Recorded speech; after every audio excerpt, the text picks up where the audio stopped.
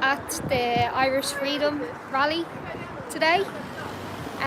So I'm just going to flip the camera around and show you guys what's going on at this moment in time.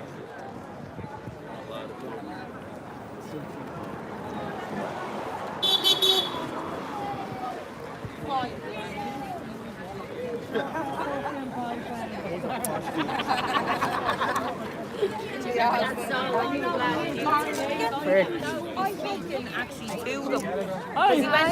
He went to find out who was in the barracks. Elegant. Oh, thank you. And they were actually The lovely Michael Leahy. so Leahy. they're here to take the migrants out of this country. Oh yeah, he fist bumped you. He really did. I think CNN have set it up for him in such a way that he's going to be the next president of America. Hello, nice to meet you. I'm Sarah Louise. Hello, Jared. Lovely to meet you. I believe you're going to give a speech today.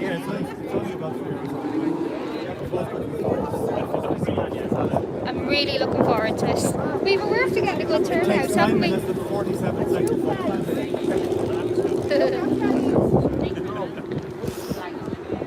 So are you looking forward to giving your speech, Michael?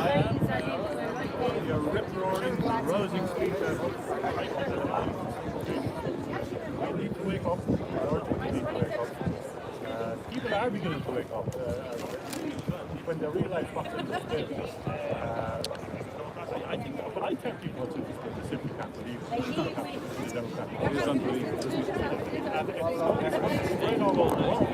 So I think what people need to do is contact congressmen in the United States, contact them chief. If you don't speak up in the area stuff about protesting, they're going to get change your country next.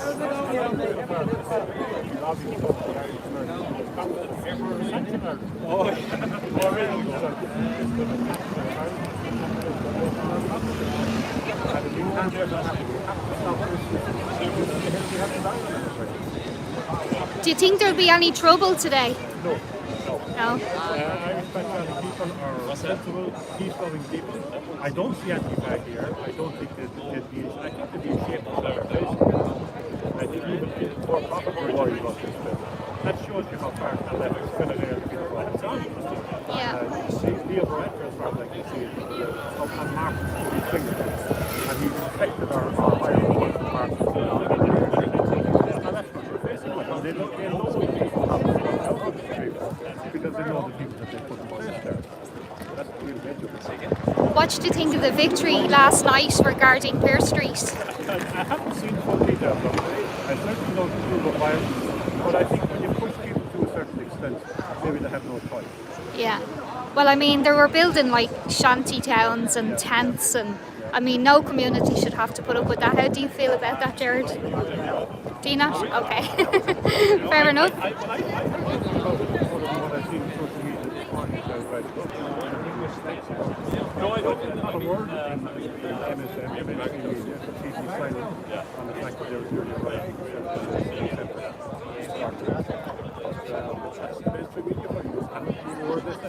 And will you be mentioning President Donald Trump in your speech today?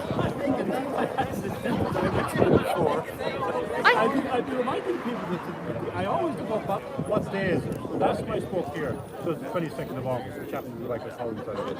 Today it's the 13th of May. That's the anniversary of the first separation. I thought about it. Wow. There's a sign there somewhere that we need to start praying because we're faced with an evil. When you look at some of the members of our government who are Catholic, we're facing with one of those great evil. And the only way to defeat it is certainly to act in the north of the country. So I'm just saying that. I think the crowds are warming up. Sorry. Hi Luke, how are you today? Have a beer. Noel Kelly. I go with name Christy. Oh, very good. Excellent. Yeah, I see your name. Your student. Oh, here we go.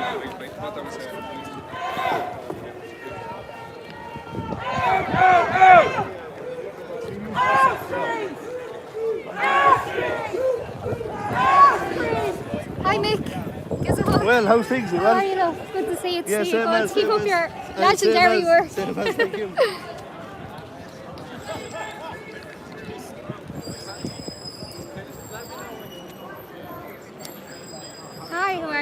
Good to see you.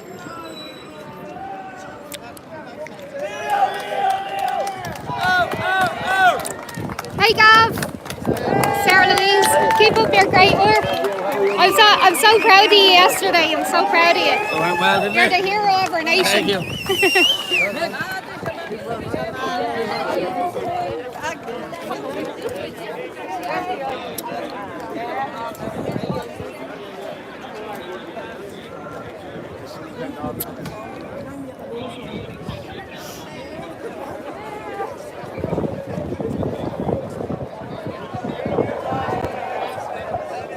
Hi Kevin. How you keeping? Give us a hug. Good to see you. Good to see you. Good. Sun is I out, seen thank you God. last night. I heard you last night. I heard you before I seen you. Well done. Hello, Jan. Have you got any news? No, Kevin. How are you? Tell us, how did last night go? I was watching it on Phillips. I got there late, but all the far left were the lunatics were there with their one party slogan or one sentence slogan of refugees are welcome here, and but there was enough locals there to show them like that. You know, we're not putting up with this crap. We're not putting up with open borders. It's not going to happen. We've every right to protect our borders and oppose illegal immigration. You know, there's a lot of people here. You know, Ireland has always done its bit for you know what I mean, helping the global community or whatever. But most people aren't even aware we signed the UN Migration Pact a good few years ago, and it wasn't even on RTE that we signed it. And on the day that we signed it, we were outside the door, and you had the far left calling us racist, just because we wanted to, you know, we were opposed to the signing of this bill without any dialogue with the Irish people. You know what I mean? So, you know, I'm totally against globalism. We have every right to protect our country, and these new hate speech laws are the biggest attack on what it means to be Irish. Being Irish is all about expression, and they want to take all those rights away from us, so it's not going to happen. It's definitely not going to happen. So it's great to see a good turnout here today, and hopefully it keeps up. So what did you think of the Pearse Street victory last night? Pretty good, yeah. Like there was a lot of young people out there, and we were saying to them, look, you need to come to all the protests. There's no point just coming out once, and when it's in your local community, you know. And it says you're gonna, you know, it's gonna be a long battle, like, you know. You'll go to some protests as well, and some protests will be disappointed. There'll be a few people there, but you just have to put that behind. It's going to be ups and downs. It's going to be ups and downs. We could be doing this for years, but if we don't do anything, it's going to be far worse. So we just have to be prepared for the ups and downs. Keep our calm, and just believe in what we believe in, which is saving our own country. We're totally entitled to save this country. So that's what we're going to do. Woohoo! Well done, Kevin. Lovely to see you. We go for a pint later. Yeah. I don't know where they're all going, but we'll find out. Somewhere like that. Thanks, Kevin. When I see it,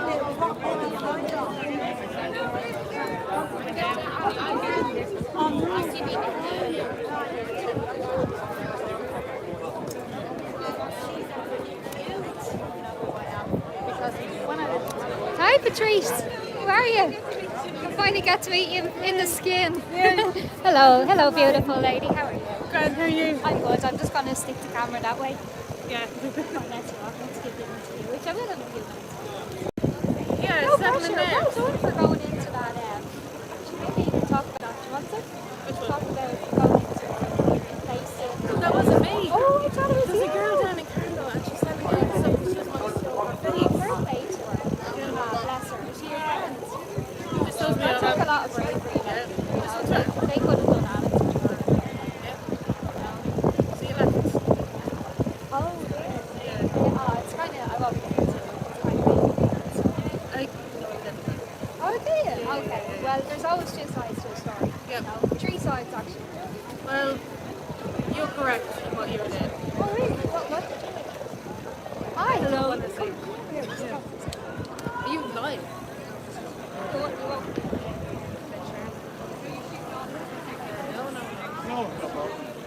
Say man, James.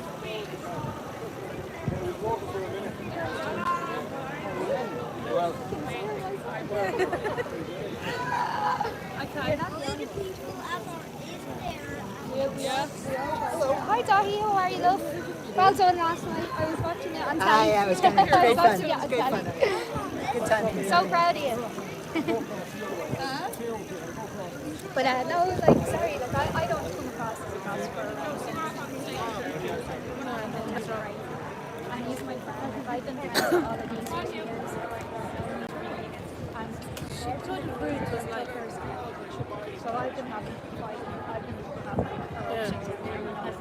I want her out. I don't blame you. I don't interact with her at all. Even when she comes up to the group chat, like, no, fuck you. Oh my god, I can't believe this. I'm really overwhelmed. Because, hiya James, good to see you. You look great. You look very Irish. I'm good, how are you? Great turnout so far. Hey, how's it going? Jimmy. Just Sarah. Lovely to see you. Good to see you. That was a great day, wasn't it? Yeah, it was a good It's going day. to even get better now. Just a great turnout. I'm absolutely delighted to see a great turnout. Hey, how are you? Great to see you. Good to see you. How are you doing? Yeah. Sarah, would you like to do an interview? Yeah, sure. Yeah, sure, no problem. Hi everybody, this is Sarah from Free Speech Ireland. Hello. So, hi Sarah, why did you come along today? Well, I'm a spokesperson for Free Speech Ireland, and obviously this is a free speech rally. So I just came along to attend, and it's great to see people raising awareness for this issue. We are concerned that this legislation is far too heavy-handed, and it's definitely a violation of Testing, 1, 2, 3. There'll be wonderful speakers here today. I believe they're cute here beside me, and I've no doubt they'll deliver really good points, and that hopefully people will share those points with people in their families and friends, and really raise the awareness of this issue. It's very important. Testing, 1, 2, 3. And Sarah, I would like to congratulate you on getting people from the Dáil to give speeches. Like, that was just amazing. Like, it was so lovely to see Ronan Mullins and Sharon. They're my favourite. Like, Wonderful, yeah. So it's great. Testing, 1, 2, 3. Hopefully the Senate will take the amendment Shane, can you hear that? seriously. This bill is just not fit for the purpose. So I really do hope that the Senate does its constitutional role, takes this on and says this legislation is just it's not in good shape. It's not clear what it's meant to do, and hopefully it will be defeated. That's certainly our group. and congratulations to yourself and Alex and Con for putting on a great event. I hope there's going to be more. Yeah, well, that's Testing, it. You know, 1, 2, 3. We'll take Testing, this 1, at 2, each 3. stage, and we'll see how this progresses. But we are keen to get this defeated if possible. I know Alex Sheridan for years, and he was just so professional. I'm so proud of him. Like, he really is. God bless Sarah. God bless. Hi Katrina. Testing, How are 1, you? 2, 3. Good to see you. Good to see you. Oh, you're welcome. Good to see you. You look great as always. Oh no, you're just too glamorous. Testing, 1, 2, 3. Testing, 1, 2, 3. That's all.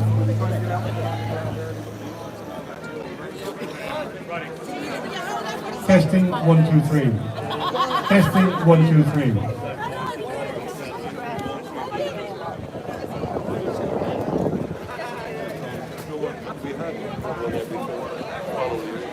Hi Shane. Can you hear me, Shane? Go back a bit. Yo. Hello. Can you hear me, No, Shane? I should be speaking, but it's a long story. Oh look, there's one of our friends from the mainstream media. Hello, mainstream media, my Sarah. It's okay, don't worry. You don't need to be afraid. Did you enjoy Donald Trump's trip?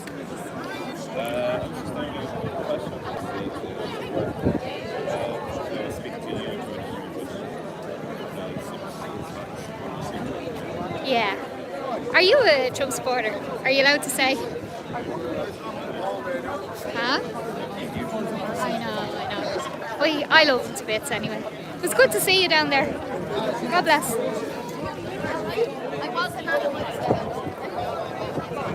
Hello, Herman. How are you keeping? That's the mainstream media. See the guy with the glasses there. See the guy in the red? Yeah. He's from mainstream media. He's like Irish Times. He was down in Dubai. I was talking to him down there. How did you get on with the Trump? Oh, it was great. Yeah. I love this. Yeah, I met him. It was so good. They were nearly going to kick Michael out because he wasn't meant to be there. Yeah. So they could have actually kicked me out because we broke a few rules. Right. But the Secret Service were really up our ass. I can't wait to tell you all about it. It was good. A great turnout. I invited a lot of people to come here today anyway, so I probably would know the majority of the crowd here. I know a lot of faces from the Yellow Vests as well. But it's a beautiful day. So how are you keeping? I'm good. I'm keeping very well. Yeah, you look well in your blue suit. Suited and booted. Suited and booted. Oh, thank you. I tried to be professional looking. Yeah, it's going to have it in against for the champ pass. How are you feeling about today?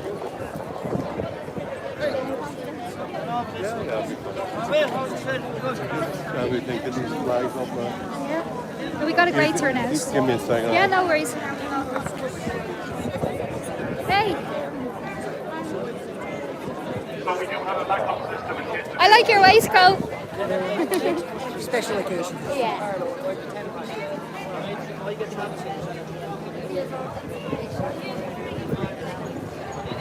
Hi, how's it going?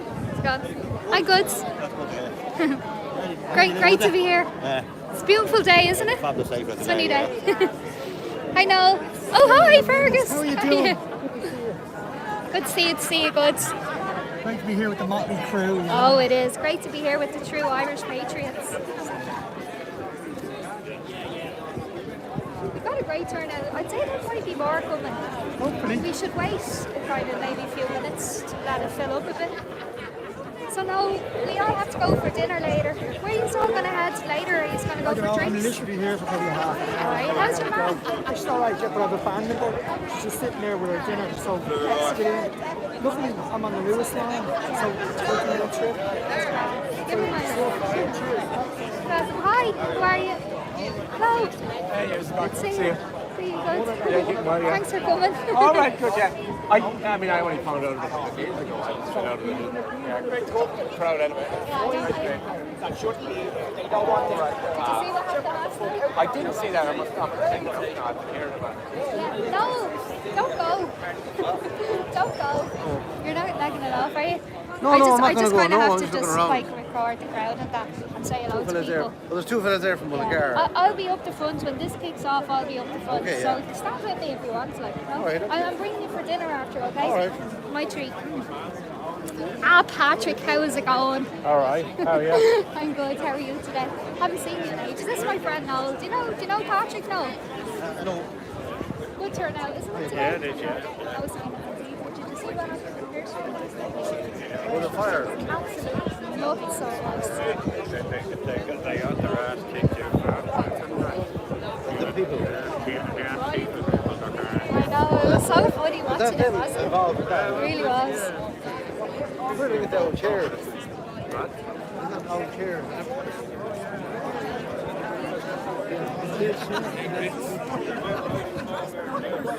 More the people going up to Fox Hall. Hi, how's it going? So actually we had some Trump out. I was. I got to meet him. I'm so lucky. Yeah, I got to meet his son as well.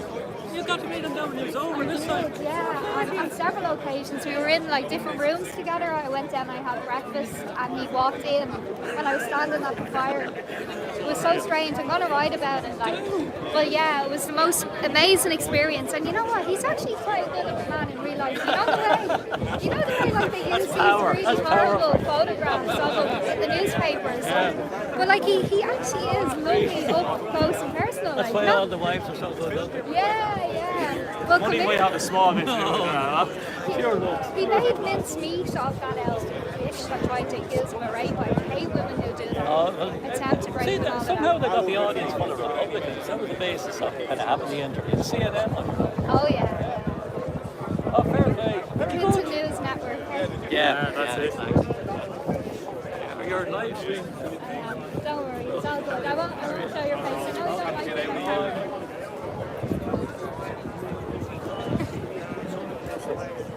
There's the boys. Hey, Mitch. How was life with you? Life is beautiful. Good to see you. You're looking fantastic. Thank you. Is Tracy here? Tracy's gone here. Ah. There's enough of me to go There's lots of you. Great to see you here. We're live and exclusive, are we? We're live and exclusive. All the real Irish true patriots. It was a fantastic victory for Pierce Street last night, wasn't it? Yeah, well, interesting. I loved it. And they were escorted back to Trinity afterwards. I know, it was so funny. It was like watching a movie, wasn't it? Philip done a great job. I was glued, so I was. Yeah. Yeah. I think he needs to stick with Odyssey though, you know, Odyssey's the best, you know.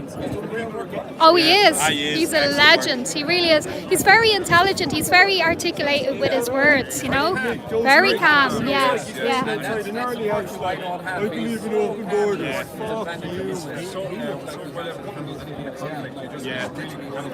I really love the way he challenges them all. He does. He's like a dog with a bone. He just won't give up, like, you know. Yeah. What we need right now, you know what I mean? I think he deserves some sort of a journalism citizen award of some sort, doesn't he? I think there should be. And you as well. You're doing great work too.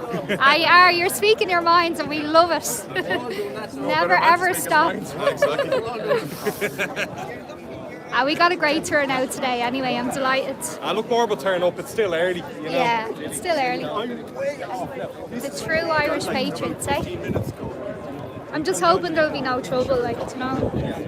That's too much of us, you know what I mean? Yeah, you're right. Yeah. The more people see them, the more they realise that they're completely insane. Yeah. Yeah, they're absolute headbangers. Did it take you long? Did you drive down last night? About 3 hours. I just took my time. I left the house around 11 o'clock. Lovely. Nice and handy. The sun and sunglasses. Listen to a bit of YouTube. I can't listen to the news on the radio anymore. Yeah. Do you think your lovely Tracy might do another maybe video about the hate speech laws, or? I'd say she has taken the official step back. Oh really? Okay. A Twitter space. Oh, is she? Oh, that's good. Yeah. We don't want to lose her, you know. We get good. Yeah.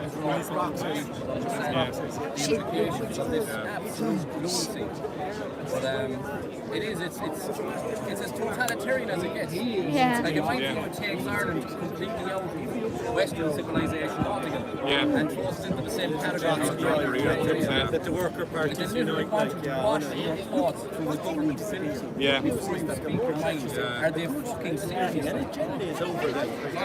No, it's cool. I love Most it. County and Wall Street ever happened. I just you know what I mean? Yeah. You know what I mean? So string them up by the beard and it's with these laws naked off and hand out just for a few hours so people are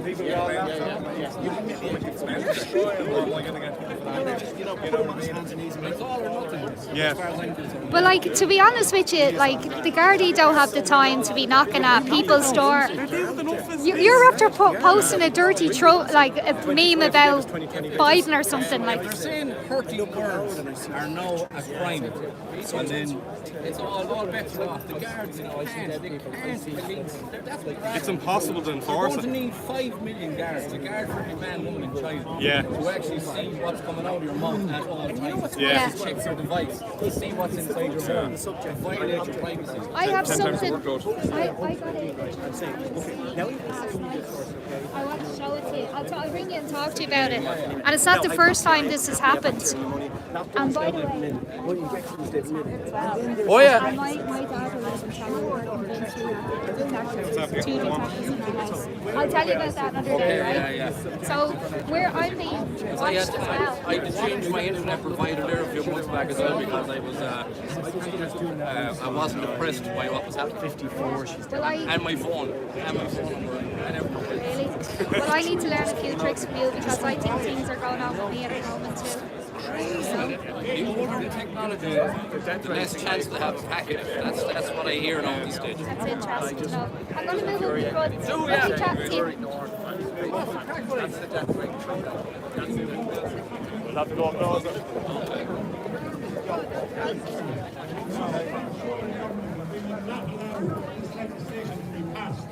We have a number of very good speakers here today.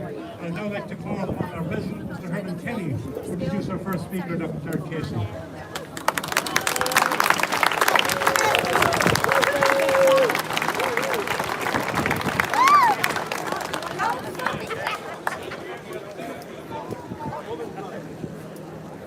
Dave, Cousin Girl, thank you for coming here today. Why are we here? For freedom and liberty for ourselves personally and for Ireland. History is made by people who turned up, and you can proudly tell your children and grandchildren in 50 years from now that you turned up and you made a difference. And when our country was being flushed down the toilet, you were here standing up for freedom of speech, to be a free people in a free country. So more am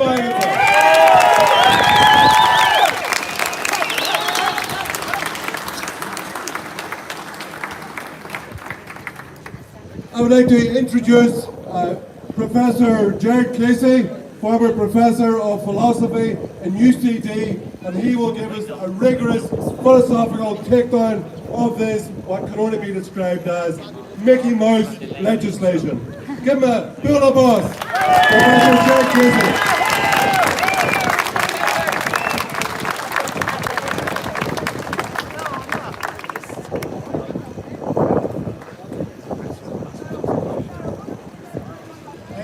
Thank you to the organisers for inviting me here today. I'm very pleased to be here to speak about free speech. I'm going to, if you forgive me, I don't normally do this, I'm going to read because the possibility of being misquoted. Okay, can you hear me now? Yeah! Okay, that's just modesty in my part. So I apologize for reading this, but I don't want to be misquoted. So if you'll understand, I would appreciate it. Okay, first of all, so much deserves attention today, but my time is limited. My time this talk, it takes 9 minutes and 47 seconds. But who's counting? So I'll keep it to a few issues and be as brief as possible. I'm doing my best, okay? Can you hear me now?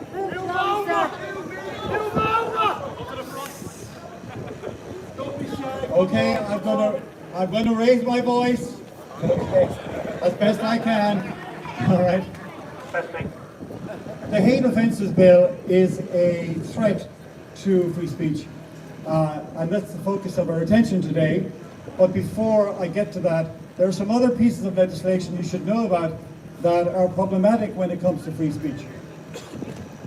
Buried in the Harmful Communications Act 2022 is a section that criminalises the distribution or publication of any threatening or grossly offensive communication to another person, intending by such distribution or publication to cause harm, including psychological harm.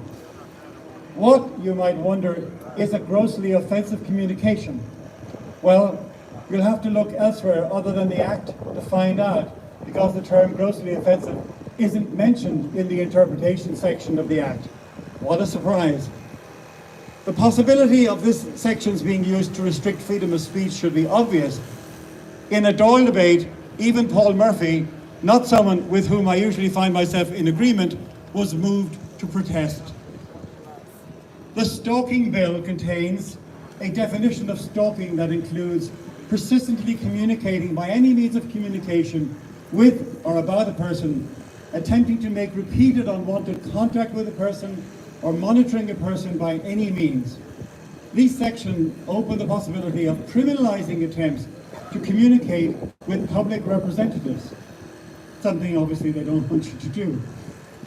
The gigantic Online Safety Bill 2022 establishes a commission with extraordinarily extensive powers to regulate online streaming services and broadcasters. The Commissioner will have the power to levy swingeing fines on social media services that fail to abide by the codes that the Commission draws up. Section 46 of the Act outlines a long list of specific forms of harmful content, including subsection 4, which prohibits the publication of, quote, material, images or sounds which are threatening, abusive, and this one is the good one, or insulting. And subsection 5, threatening, abusive, or insulting again, images or sounds whose broadcast is intended or having regard to all the circumstances is likely to stir up hatred. So it's not just the current bill, it's these other ones which are forming a circle around us and restricting our freedom to speak. Now to the bill. Just to say, by the way, before I finish on that section, Tracy O'Mahony, who's a barrister in Galway, has a very informative video on this material. You can find a link to it in a piece that I wrote and which was published on Gript yesterday, which includes a link to her video and also to 2 videos of mine. All right, now to the bill. The bill has 3 focal points: genocide, hate crime, and hate speech. I'll skip over the genocide ones simply in the interest of time, simply to say that this appears to have been the primary concern of the EU Framework Directive that the Hate Offences Bill is meant to give effect to. That leaves hate crime and hate speech. Very briefly on hate crime. We can deal with it summarily. Hate crime is something that's already a crime that's deemed to be motivated by hate. You get one tariff for the crime and another for the hate. And since hate is the thought, the hate element in hate crime is thought crime. You're being punished for what you are thinking. You are being punished for the motive with which you commit a crime. Minority Report. Why hate is singled out in this way is not obvious. Why not pride crime, or gluttony crime, or envy crime? All of these are motives for crimes, but they don't count, apparently. There are at least 2 problems with hate crime. One, it gives certain groups of people special legal privileges which would seem, on the face of it, to be discriminatory, since the Constitution says, quote, all citizens shall, as human persons, be held equal before the law.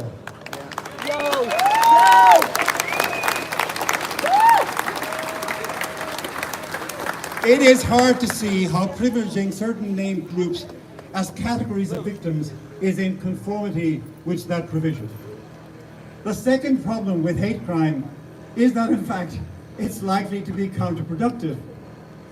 If people have negative attitudes towards particular groups because they think they have special privileges, whether they actually do or not, those attitudes are not likely to be dissipated by according them special legal privileges. In fact, they're going to be reinforced. The whole thing is counterproductive. I pointed this out, by the way, to the Department of Justice when I was part of a submission group back in 2019, and you can tell the effect my words have had, which is 0. By the way, it should be noted that in general, the 2002 bill doesn't require intention as the 1989 Incitement to Hatred Act does. In other words, recklessness is sufficient, and that's a much lower barrier that they have to cross. The old act allowed the defense of intention, that, in other words, you could show that your intention couldn't be shown, or you could show that you didn't have an intention. And moreover, the new bill increases the penalties for the offence significantly. So it's a step in the wrong direction. All right, now to hate speech. Hate speech is meant to be a crime in its own right. It's really important to distinguish it from hate crime as such. The key concepts here are incitement, hatred, and violence. And again, there's really much that we could say about this. I'm only going to focus on 2 small points. The first, which I can't go into detail today, is the whole concept of incitement. Is the expression of hate necessarily incitement to hate or even to violence? And the answer clearly is no. But I suggest that that's not how this legislation will be taken. What control does an ordinary citizen have over the actions of another? In my case, none. 0. Okay. If your hate does induce another person to hate or be violent, what happens to the responsibility of those other people for what they think and do? I've got enough trouble, I don't know about you, but I've got enough trouble being responsible for what I think and what I do, and I'm sure as hell not responsible for what anybody else thinks or does.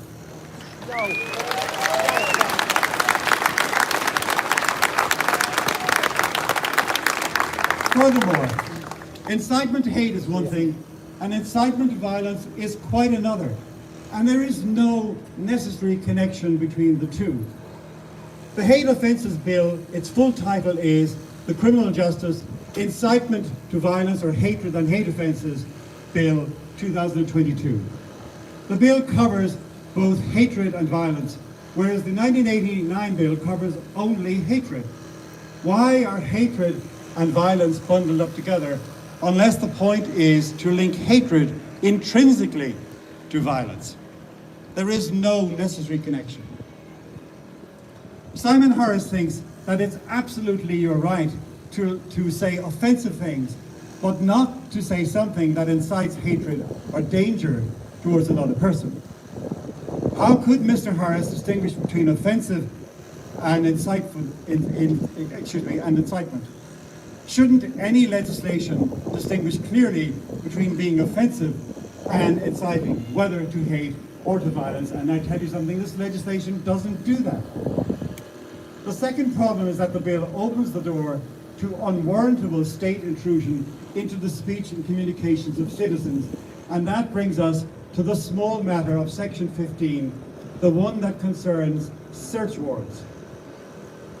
I hadn't really looked at this section of the bill until a few days ago, and I can tell you, ladies and gentlemen, this is one scary provision. The bill says, if a judge of the district court is satisfied by information on oath of a member, ... and then it goes on.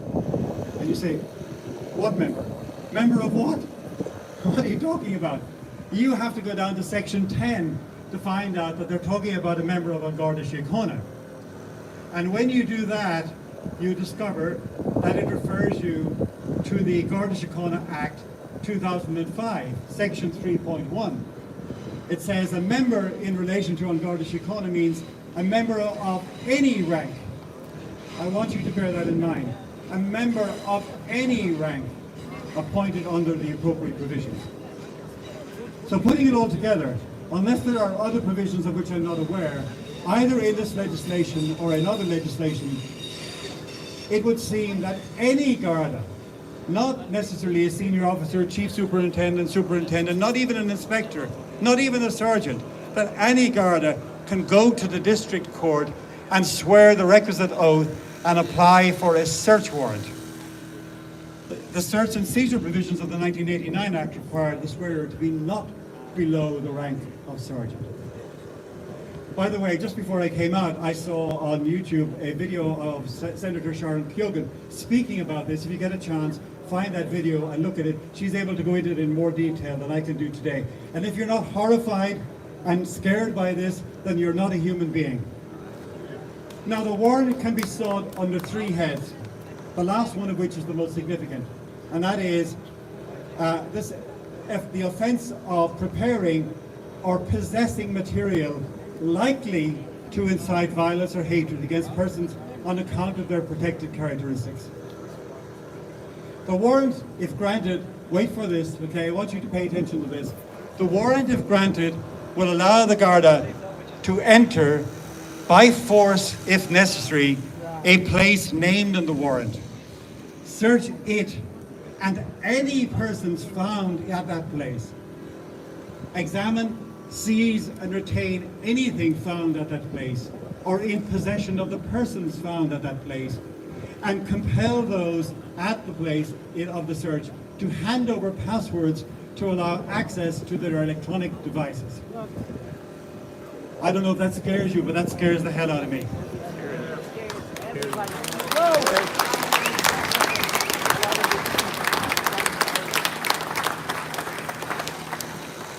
The bill does provide a defense.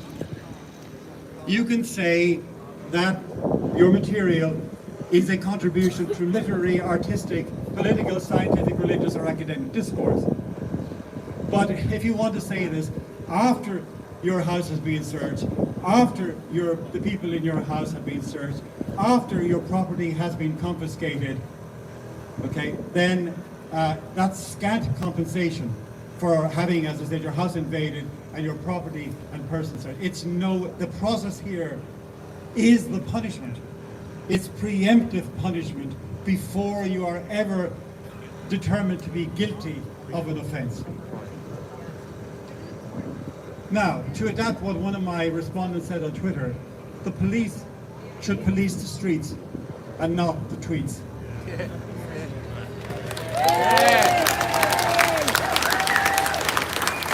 All right, I'm just about to finish up. Here's my conclusion. Unless the state plans to put a large number of people in jail, the bill is clearly intended to induce self-censorship, to have a chilling effect on your speech and on your thinking. Just like hate crime, the crime of hate speech is in the end all about thought crime.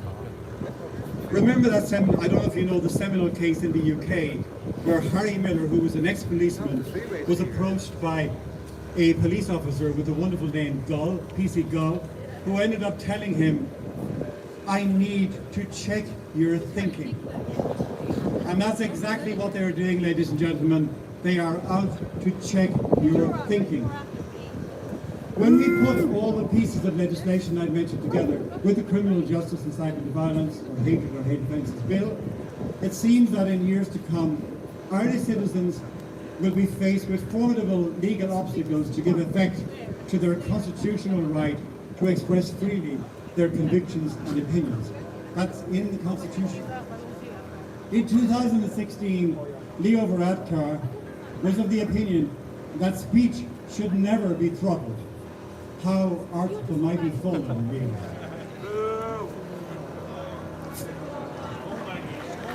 Free speech.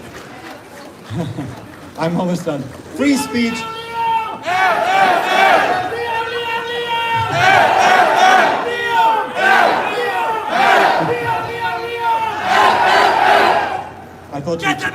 I thought you were cheering my name there for one second. Free speech. Free speech is not just for the virtuous and the wise. It is also for the vicious and the stupid. And it's even for those of us, most of us I suspect, who aren't especially virtuous or vicious, or especially wise or stupid. It's for me and it's for you. In a free society, you shouldn't be obliged by law to check your thinking. And the only constraints in your communications should be the operations of social norms that well-mannered persons have assimilated through their upbringing. Some have suggested that this bill might be redrafted. I hope I won't be thought guilty of incitement to hatred and violence if I suggest that the only kind of redrafting for which this bill is suitable involves a fireplace and some matches. Thank you.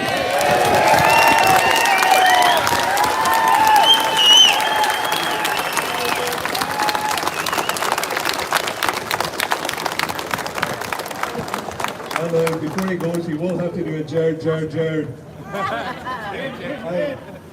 Hate speech. What is hate speech? It's not really defined in the legislation. What exactly is... Oh, Thomas.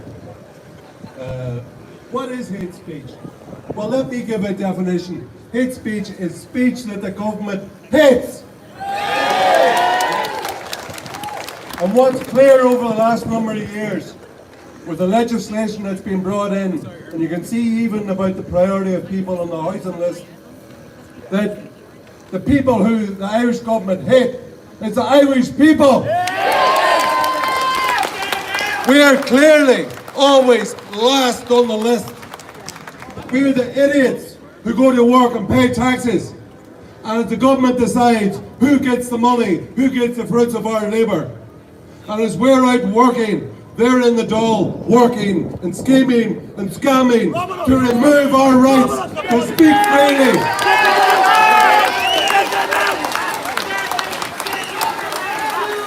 The lockdown period was a bad time for Ireland. And the government got into the bad habit of thinking that they could tell us where we could go, who we could see. Could we see our parents or could we not? Well, we should tell the whole lot of them, no way! No way, Jose or little Leo. And I'm very sorry to see that every agency of the state was brought in to work to ensure the compliance and the fear of the Irish people. You can see there, we can see that the media, what has happened in Ireland is that we have the formation of a uni-party. I'm stealing their line, Michael, sorry about that. Formation of the coalescing of the political class and the media class and the NGO class. NGOs get 8% of all taxpayers' money spent in Ireland every year. But did you see that story there, was it yesterday, about fake tan in the Irish Times? It was actually a fake story about fake tan. It was absolutely delicious, I loved it. But it shows that the media, we could see during the lockdown, instead of the media holding the government, the powerful to account, they were just government mouthpieces, lackeys of those in power. Instead of holding power to account, all they did was abuse us and try to generate fear. Well, do you know what? We're not afraid!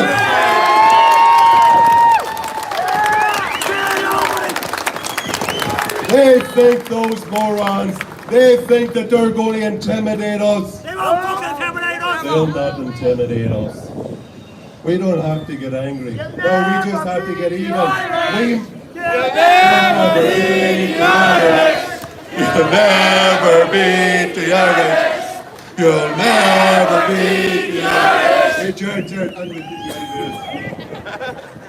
but let's look at this slide. So the media, instead of holding the powerful to account, are their little lackeys who turn around to us, try to generate a culture of fear and compliance in the Irish people. But it won't work because many people around the country have started to wake up, see what's going on, and compared to 4 and 5 years ago, we had the first rally against the UN Migration Pact outside the Dáil. I think it was November 2018. There's only 150 people now. Well, we can see there, thanks to the many people here from around the country, that the people are rising up. They've had enough of a power-hungry government. And all around Ireland in the last 6 months, you had rallies and marches against the imposition of the colonisation of our country by these traitorous politicians and this traitorous Dáil. Now, so the prostitutes of Ireland, the Irish media, have done us no favours, but that's no change. They were always licking the boots of the powerful. Thanks for that. This is where kind of comedy skills come in, and I should kind of interject with it. With my dad jokes. Right, well, but I will speak on the bill. So basically, this. And always, like I would urge you, always be very careful about the language you use. Never use the language of your enemy, which is hate speech bill, because it's an anti-free speech bill. Always name, claim and tame language. It's our words, we decide our words, they decide their words, and never repeat what your enemy wants. Secondly, we can see that at the moment, under the Irish Constitution, there's equality of all citizens before the law.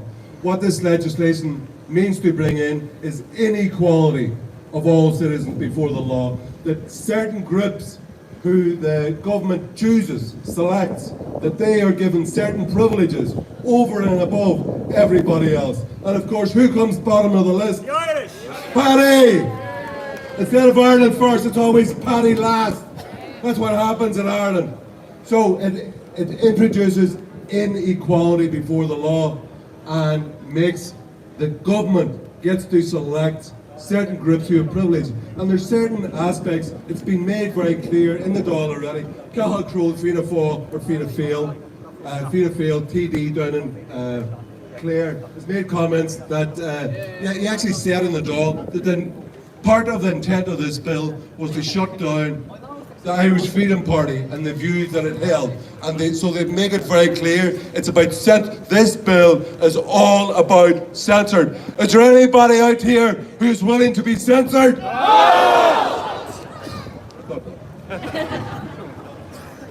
Second aspect of this bill, which Jared touched on there, is section 15, where It's a thought crime legislation where, at the whim of a Garda who suspects that someone may have material in their possession which some people may perceive as hateful, that they can go and ask a judge and get a search warrant to take away, break into the house with reasonable force, it says, take all their communication material, be it phones and computers, and also to search all the friends and the family inside that property at the minute. It is unbelievable. This is, like, we used to have, Ireland used to be under Cromwellian rule.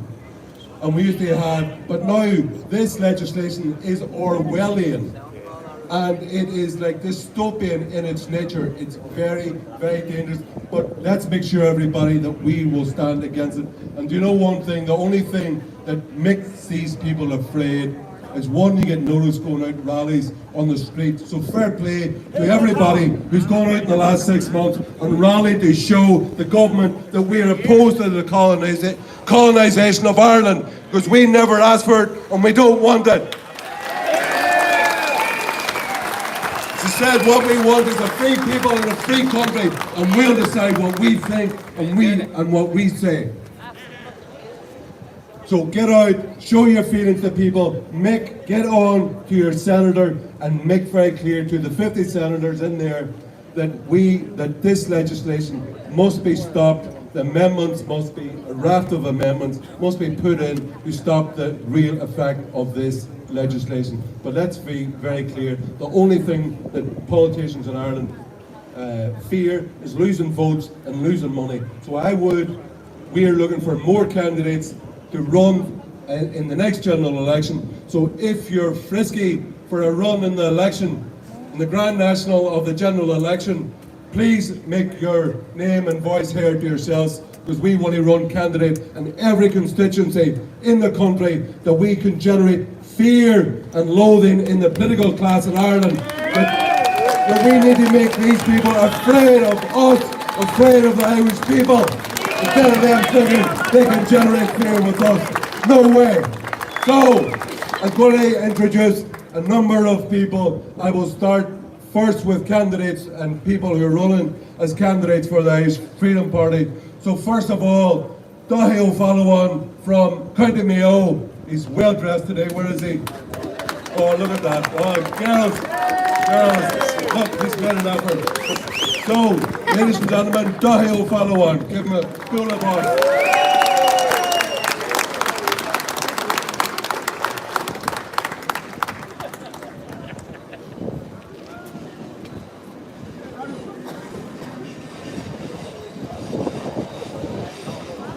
Good afternoon. Yeah, loud enough? Loud enough. Right. Where does the impetus for Ireland's new hate speech bill come from? In short, it's coming from the EU. Thank you very much. Let's start. If you read the bill, on the bottom of page 2, you'll see the word schedule. And what a schedule is in this case, it's a document that has actually been attached to the bill.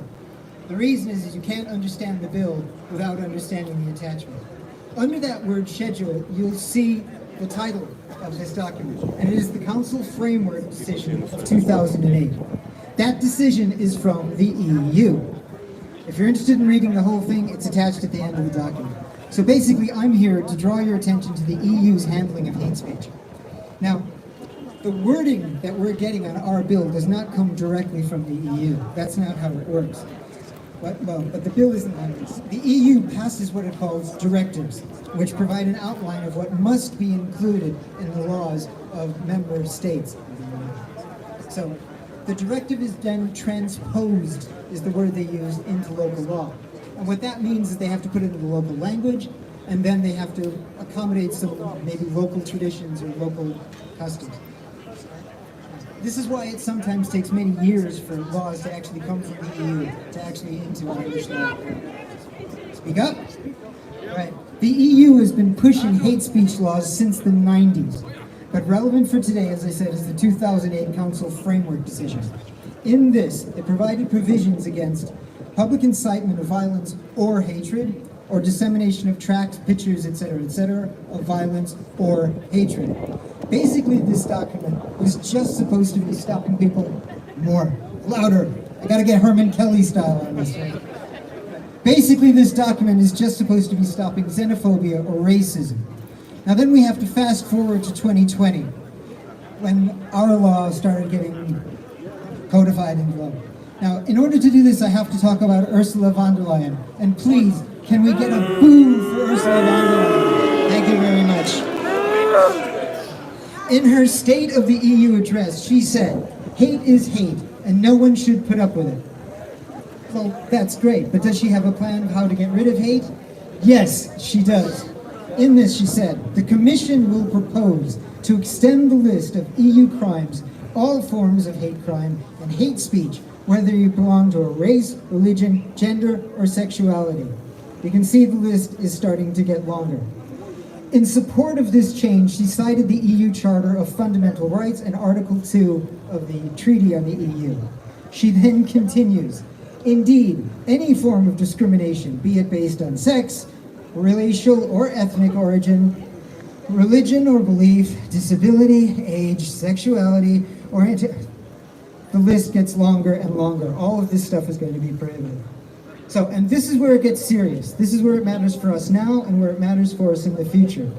Article 83(1) of the Treaty of the Functioning of the EU provides a list of areas of crime where the European Parliament and the Council can establish minimum rules concerning the definition and criminal offences and sanctions applicable in all member states.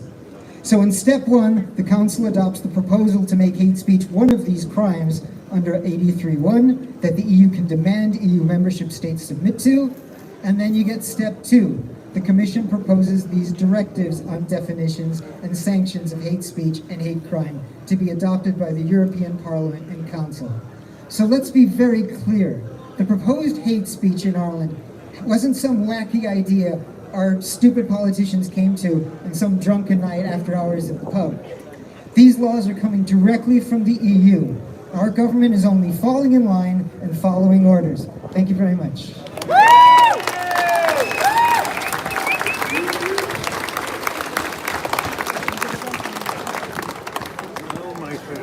Oh, hi.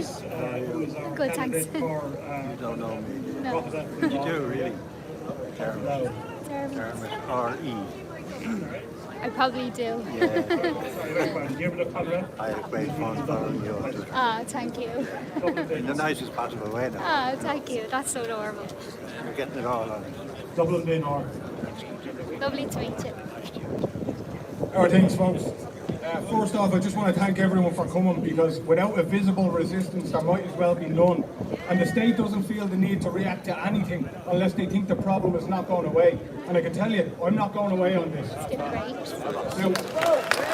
He was up there. There it is. first and foremost, there's no progression ever achieved, and there's no tyranny ever fought if you can't speak about it. And we can't consider ourselves a free people if we can't even express an opinion without that becoming subject to a legal investigation. That's not how freedom works. Now, more to the point, there is no mandate from the people for this whatsoever. Nobody asked for this in Ireland but NGOs, and every poll that has been taken has been wildly against it.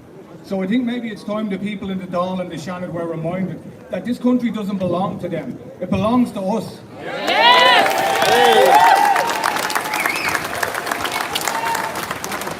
Now, we are not, and we have never been their subjects. And I don't intend starting now, especially when the Justice Minister, Helen McEntee, whose bill this is, got voted in on the 7th count. And now we have Simon Harris carrying it along, who got voted in on the 15th count. There might never have been a government in Ireland that had less of a mandate than this one, but they tried to take free speech away. It's insane.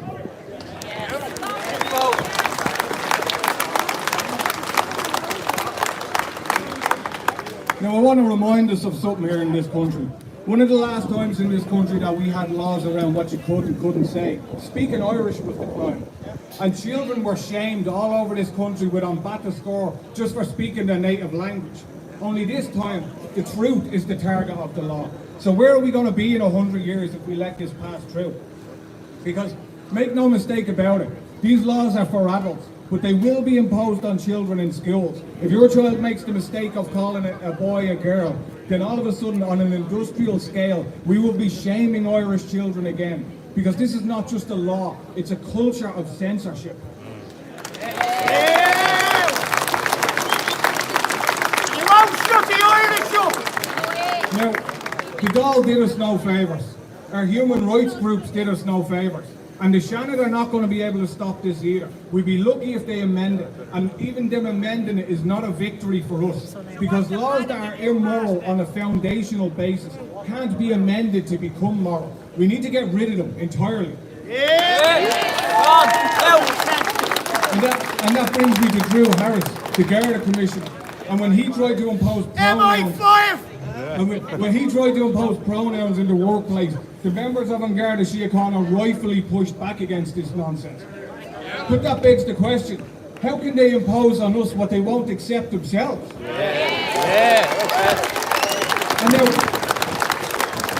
now we already have the 1989 Incitement to Hatred Act in Ireland, and it's almost never used, because Ireland is not the cauldron of hatred and racism that NGOs would have you believe it is. This is purely about censorship. It's not about hatred in the slightest. Now in America, over a course of 5 years, there were over 600 hate crimes reported that turned out to be utter lies.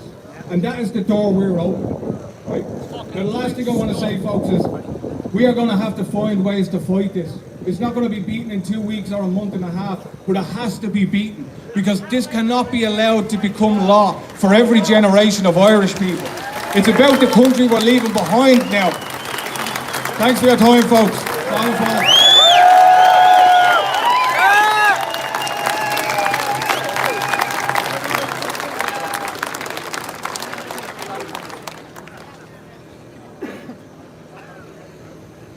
I'd like to introduce now our Irish Freedom Party candidate in Drogheda Rural.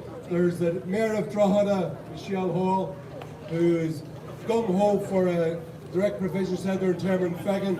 You may have seen a video about Afghanistan who wanted to introduce Sharia law. Ireland for the Irish! Halal. They wanted halal, and they wanted Muslim chefs, etc. What a cheek, he's only arrived in the country. Let him go home and get it. But anyway, Michelle Hall, and she'd be a great candidate, very active, very brave, a mother of 5 children. She wants to stand up for her kids, so build a applause for Patrice Shelton.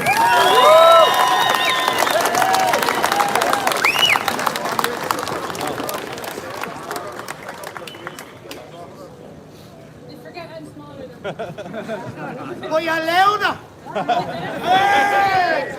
No, I think hold this now with the trans issue. It's going to affect me as a mum and a mother. Like if a man comes in a dress in the women's bathroom, if I turn around and tell them out, I could be done for that. So wrong. Fuck that. So wrong. Even down to the kids, if the kids turn around and say, oh, it's mine, they could be even done. And like even well, no, my kids, they probably would do it. But it's not fair, like we misgender someone, we're done for. We can't continue this. Like it's sick what they're pushing, even in the schools. Like a lot of parents don't understand what's going to happen in schools come September with the new RSC program either. That's when uproar is going to start. We're going to see more parents out complaining. None of us want this in schools. I don't want my kids knowing any of this.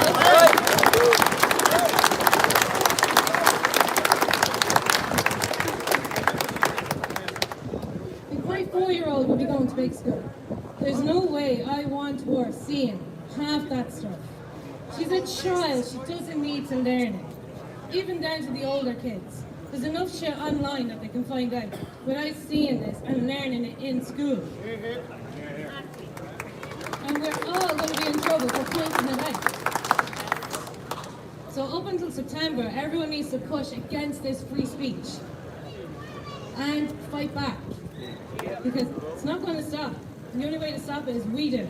We won't stop! We're going to get bigger!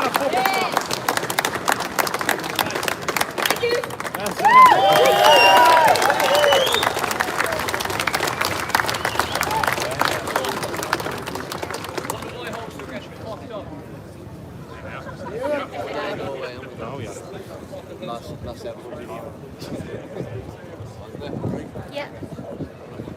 Gaelic, I would now like to introduce to you our candidate in Clare and chairman of the Irish Freedom Party, Bula Boss, for Michael Leahy. Thank you very much. For the Irish Freedom Party, the protection of free speech is our absolutely non-negotiable core value. It is probably the main reason we came into existence as a party. But it now seems we are coming to the end game of a process that this party has warned about for the past 4 years. If this bill is passed, it marks the end of our democracy, the end of Ireland as a sovereign nation, the overthrow of the rule of law and the enslavement of the Irish people. We cannot and we will not let that happen.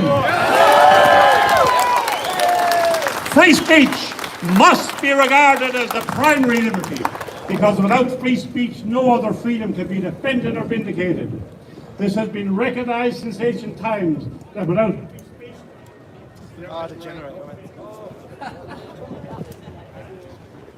Plan 2. Oh yeah! Oh yeah! Oh yeah!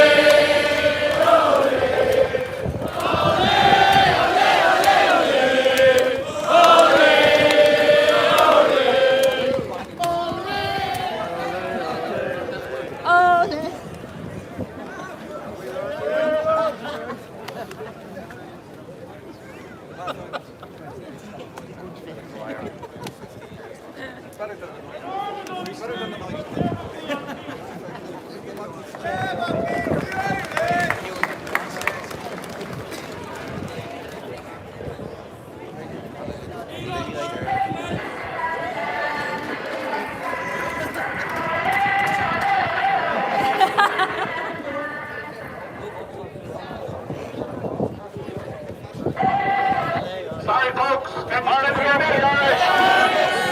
Okay, sorry about that. We'll see if we can get the generator going again. It's new equipment, so we're finding our way. Without free speech, you can have no democracy, you can have no politics. We've got to ask 2 questions about this bill now. Why is it Ireland, and why is it now? Why now? Our government needs us to be silent because it does not want us questioning the policy of mass immigration and replacement of the Irish population. It does not want us questioning the paedophile story time and the corruption of our children in our primary by homosexual pornography in our primary schools. It does not want us questioning the damage that they inflicted on us and on our relatives during the lockdown, and the damage they propose to inflict on us with their nonsensical climate policies. Yes. Why is it happening in Ireland? Why are we the country to introduce an anti-free speech regime which has shocked commentators throughout the world? And one thing I can say to you is the one thing the Irish government may respond to. Contact U.S. House of Representatives if you know them, and you know, we all know people in the United States, we all know people in Britain. Get them to protest against this government for what they're doing. Because if this law is passed here, it will spread like a cancer to other democratic societies, and we have to stop that happening.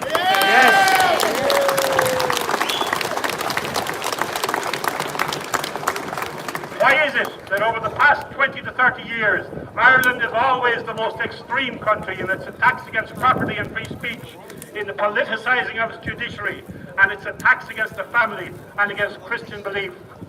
Perhaps because being a small island country, it is easier to corrupt our unscrupulous establishment and the Jaguar media. Perhaps because Ireland is a test case of what is going to be done elsewhere.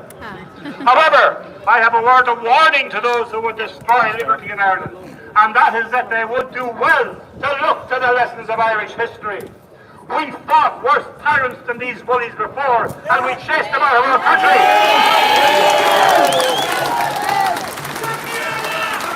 We are well capable of doing the same thing again, and those in our government, dominated by people with no loyalty whatsoever to this country, would do well to remember that. If we do not have free speech, we cannot describe ourselves as a free society.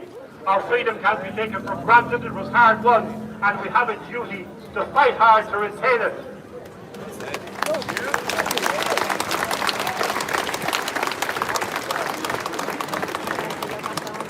Testing tower back.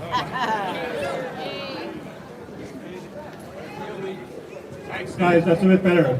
If we allow a gang of unscrupulous elites to determine what we can and cannot say in public and even in private, then the great struggle for Irish freedom and Irish independence, whose 100th anniversary they tried so hard to ignore last year, will have been in vain. We must let governments, both national and European, know that the Irish people will never let that happen. Previous Irish generations showed their mettle in fighting tyranny, and we can take example for them. It is now up to us to show that the Irish spirit, the Irish commitment to liberty is still alive and will never be extinguished, save in the words of Patriot, by the extinction of the Irish people. And we saw a bit of that spirit last night in Pearse Street. That's what we need in every town and country around this country.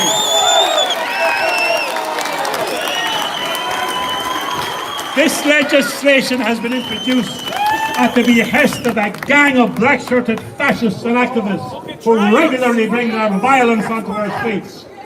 Supported by all of our major parties, it has all the classic hallmarks of totalitarian law, in that it is deliberately vague, it is all-encompassing, and it intrudes into the innermost part of our private lives. Most dreadfully, it shifts the burden of proof from the accuser to the accused, so that you, the citizen, now have to prove your innocence. Nobody, and I mean nobody, is safe from this legislation, and that is its intent. Any parent who seeks to protect their children from the sexual predators who now manipulate our government, anyone who objects to their neighbourhood being taken over by unvetted immigrants, anyone who objects to the madness being taught in our schools, all have the potential to be arrested, massively fined, or imprisoned under this legislation. When I tell that to people, they simply don't believe me. Go and look at the legislation. Look at what our Dáil is proposing against its own people. We got to wake up to the fact they hate our guts. And if we want to fight hate, the first place we should start is with this hateful government. The Burkes, with all their faults, have been the canary in the coal mine, and the way they have been treated by our state is a salutary warning for what may be in store for the rest of us. We must also question the role of the European Union in this matter. When I see Mark Rutte, the Dutch Prime Minister, who has attacked his own farmers, demanding the expulsion of Hungary because it dares to try to protect itself from the promotion of homosexuality to children, and when he says that this is an indication that Hungary does not subscribe to European values, I can only say that if European values involve the predatory sexualization of children, then it is time that those European values were swept back into the gutter where they belong.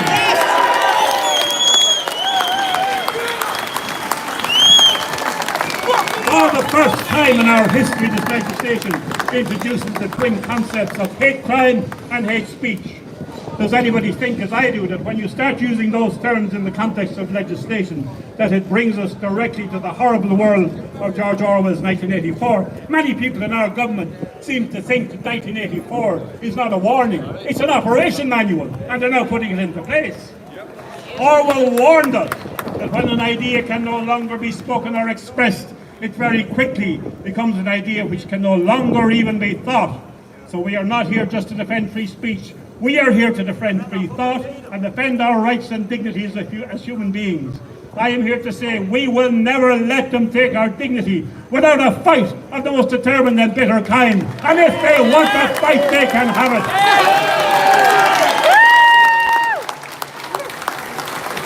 This legislation is of a piece with much of the other legislation that we see coming at us day by day. What we are seeing is the beginning of an unprecedented surveillance and control system into which the lives of all of us will be tied, including health records, banking and credit. It has all the hallmarks of being the precursor of the horrible Chinese Communist Party social credit system. And if we do not stop it now, it has the potential to enslave us for generations to come. That's right. When government tries to introduce a modern technocratic system of slavery, we must say to them that our forebears fought for 300 years to end slavery, and we will not allow them to bring it in by the back door again. Yes.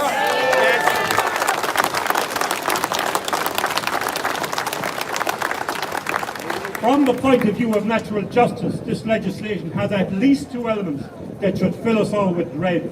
It defines hate crime as any crime which is perceived by the receiving party as having been motivated by hate. Just think about that for a moment. Such a perception is purely subjective and can have no place in any just law. What burden of proof will be required other than somebody's feelings? This is clearly a blackmailer's charter and a liar's license. In addition, it introduces a two-tier system of law with a very restricted group of designated victim classes being empowered to use legislation to attack and suppress the free speech rights of the majority population. I needn't tell you that this legislation is not going to be dealt with in an even-handed fashion. Do you seriously think that they're going to use this against Islam? Do you seriously think they're going to use it against the criminal elements that they're bringing into this country? This legislation is aimed at you, it's aimed at keeping you silent, it is aimed at attacking your rights. It will be imposed in a racist way against Irish people, and that's why it has to be stopped.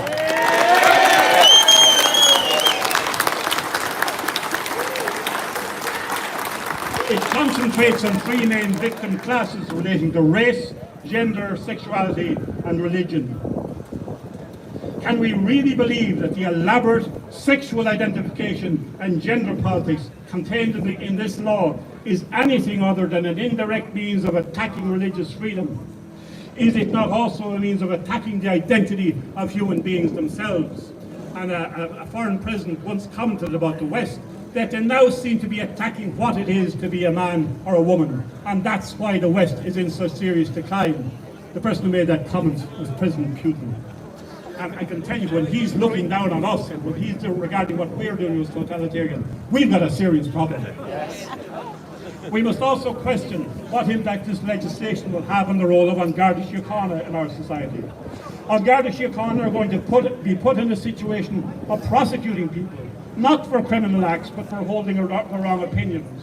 We must question whether the Guards will be forced to become the political arm of an emergent police state. And if you want a taste of what that might be like, then think of the lockdown on steroids. I would say to the Garda Síochána, are you happy to be asked to be a new Stasi in Ireland? Are you happy to break into people's houses and seize their computers and question them about their opinions? Because that's what you're going to be faced with. We need An Garda Síochána to be just that, the guardians of the peace, and not the enforcers of an intolerant, racist and sexist moral code of political correctness.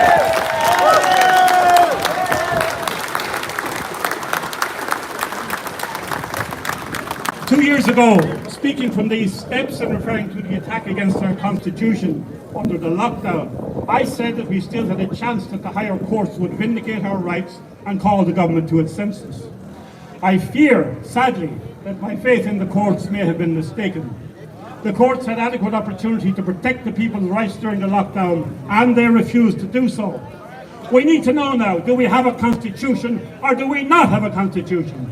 Will the courts vindicate our rights, or will they accept that there is no such thing as a right to freedom if that is what the government tells them to do? Because if that's what the courts are saying, then we don't have a constitution and we need a new constitutional architecture. Much of our present higher judiciary have been put in place by Fine Gael. It's important to realise that Fine Gael are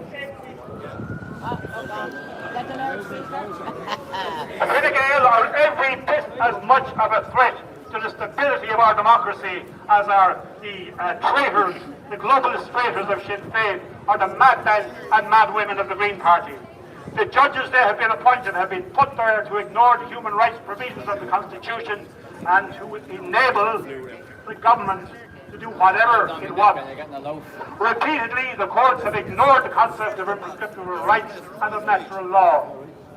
If the courts will not vindicate us, if the courts will not stand up for the liberties of the Irish people, established through 300 years of sacrifice and struggle and blood and suffering, then the courts are not fit for purpose. They must be swept aside and replaced with a new system that will protect us.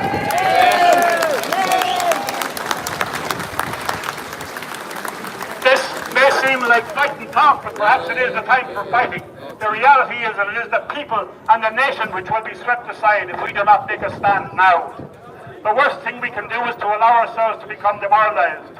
The undermining of our society, the taking away of our history and culture, the corruption of public morality and the apparent powerlessness of ordinary people is a carefully planned process of demoralization which has been going on now for some decades, not just in Ireland but throughout the Western world. with the rotten, dishonest European Union at its core. That's right. We need to be active and on the streets. We need more of the pure street spirit.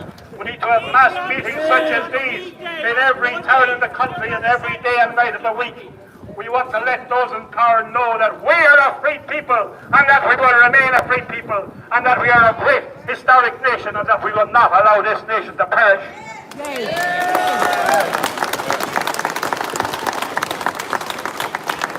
We need to say to those who seek to destroy us, we are coming!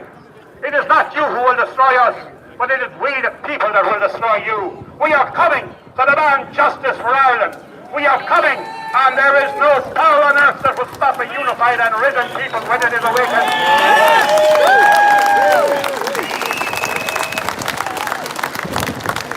I know that at times it can seem that we face insurmountable odds. You will hear nothing about this rally in our newspapers tomorrow, and you will hear nothing about it in our Mockingbird state television. But I can tell you who will notice it. The elected representatives who will begin to realise that their jobs are on the line. They will notice it, and for that reason, we must continue to be active and to make noise. You know, as I spoke at the last time I was here, whenever I speak to a meeting, I always look at what date it is, what the anniversary was. Last time, it was the anniversary of the death of General Michael Collins. Today is the 13th of May, and I looked at my diary. Today is the anniversary of the first apparition at Fatima. You know, I think there may be a message there somewhere, because we need prayer. We are faced with an unaccountable evil when we look at the faces of our government, and we can be as active as we want, but we also need to get on our knees and pray for the help of Almighty God. I conclude by thanking you for coming out in such great and enthusiastic numbers today, and I ask you to continue to stand by our country, to stand by our nation, to stand by the Irish Republic, and to stand by God Almighty for the rights and liberties of the Irish people.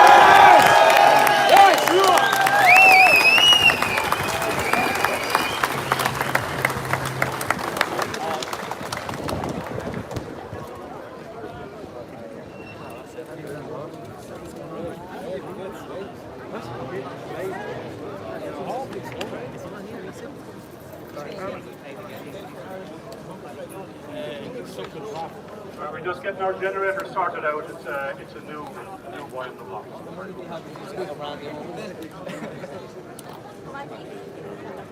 I'll find myself out.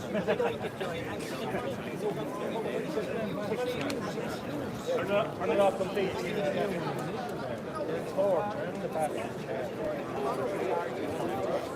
Power torch.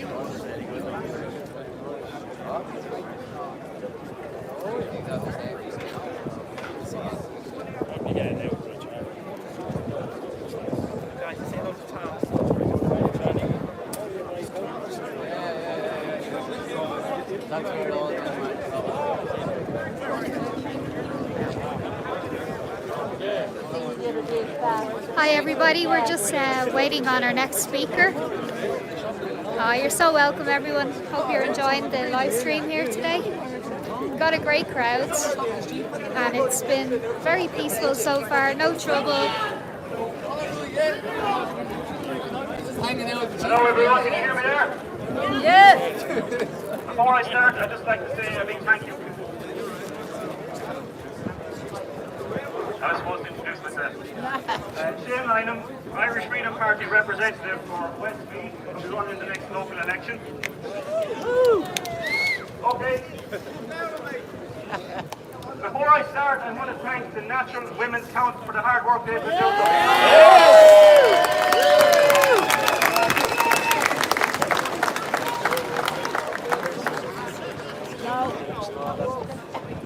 When I look around here today, I don't see hate or fear or anger.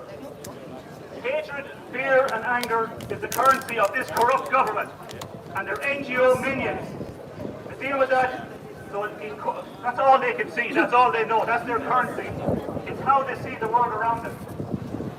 Where they choose violence and intimidation, we have chosen the path of free speech, and they are trying to take that away from us. I look around me, I don't see hate.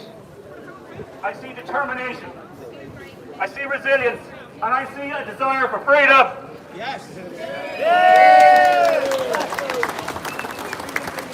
In autocracies, they use political repression to prevent anti-regime support and mobilization, and that's what they're doing to us. We see this in China, where there's tight control on the flow of information. North Korea, where certain phrases critical of the regime or supportive of capitalism have been eliminated from written and spoken language. And they've even gone so far as to ban sarcasm. On the 13th of April, 20 young North Korean ice skaters were sentenced to 3 to 5 years hard labour for using capitalist phrases. The evidence was found on a phone during a routine inspection raid by police.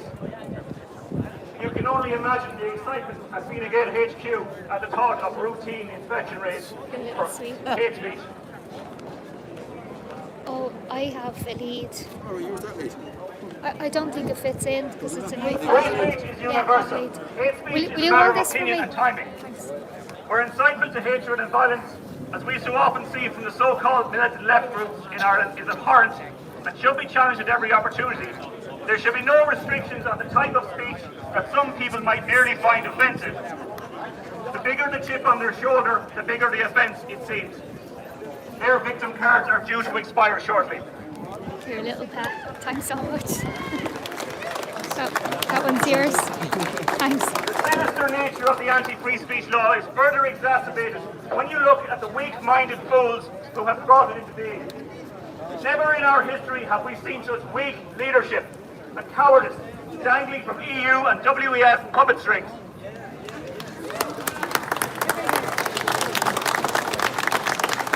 Maybe it's time for the honest, hard-working people of Ireland to dip their hands into the greasy world of politics and drag from it a dream that was Ireland, and hold it up from an example of what a nation can be if they only stood up against tyranny, greed and oppression.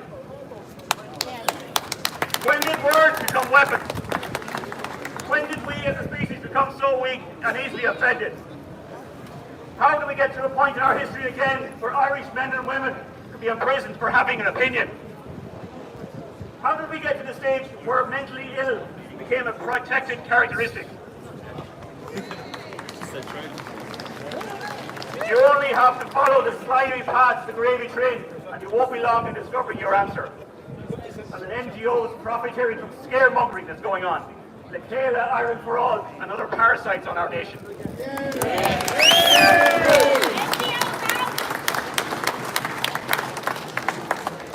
These idiots against Ireland who would dare to measure us with their standards, they themselves fall short in every moral standard there is. The online bullying and harassment that they freely engage with is state-funded and endorsed, and they have the nerve to call us fascists. We are living through one of the most one-sided media bias era in our short history as a nation. RTE are banned from showing migration in a negative light, and all government-funded advertising must show multiculturalism.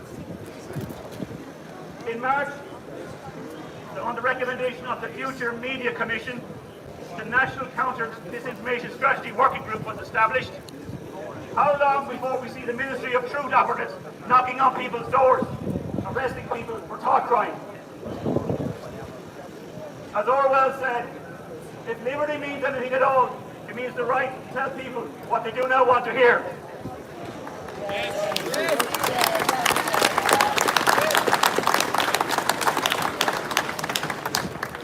Ireland as a nation is fairly being held together by an invisible force, and that is our desire for freedom and our ability to express ourselves freely. We are all that stands between freedom and abject slavery to oppression and greed.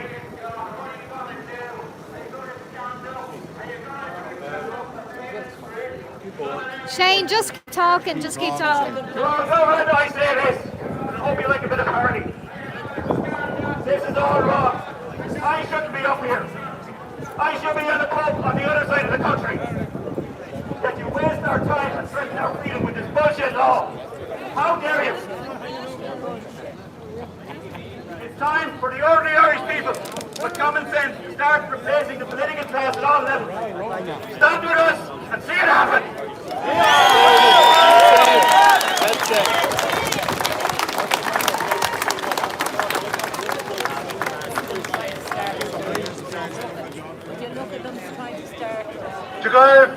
Ladies and gentlemen, a man you all know very well over the last number of months, all around the country, and especially in East Row, protest against demoralization. The new plantation of Ireland, the solicitor Molly Stinson, who is here, is an independent guest. Biggie, give him a big full of applause in Molly Stinson.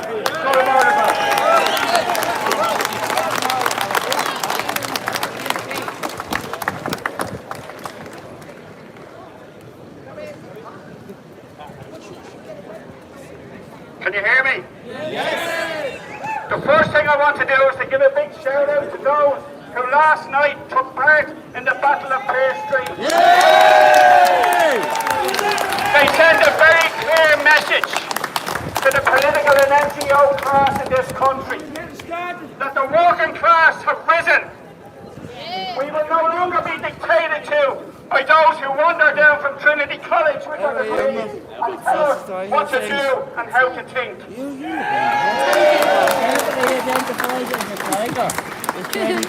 Many of the other speakers have dealt with the legalities of this legislation.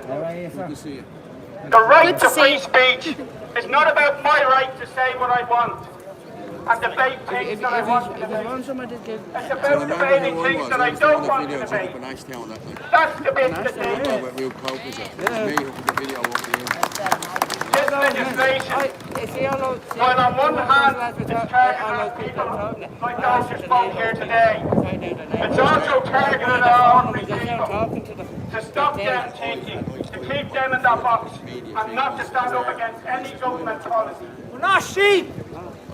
We saw in the recent past the operation of Section 31, which denied Republicans access to the airwaves right through the 70s and the 80s.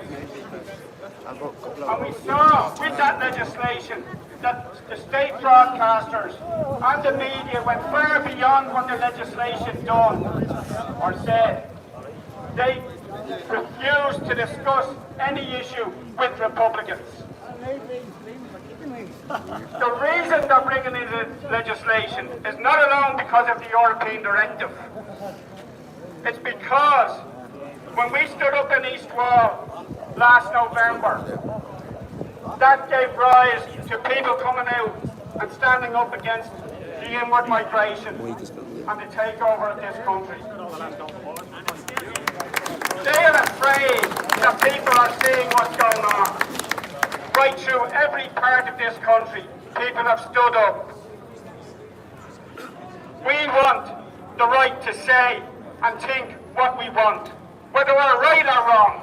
Yeah. We have the right as a free people to have a free mind, to be educated and to understand in our own way what is happening in this country.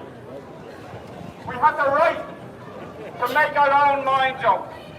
We have the right not to be dictated to by the thousands of NGOs who make a fortune in this country from the taxpayer. We have the right not to be dictated to by the political class. We had Leo Varadkar said a number of years ago he would be opposed to restrictions on free speech. As he brings in legislation now, the most draconian in Europe, to limit and stop free speech.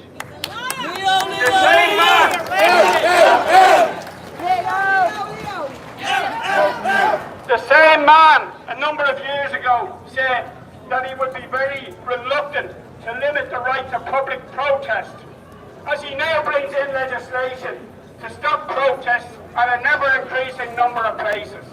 This isn't East Germany. In all of those lists, he hasn't included the Dáil, and people tell us we should be marching on the Dáil.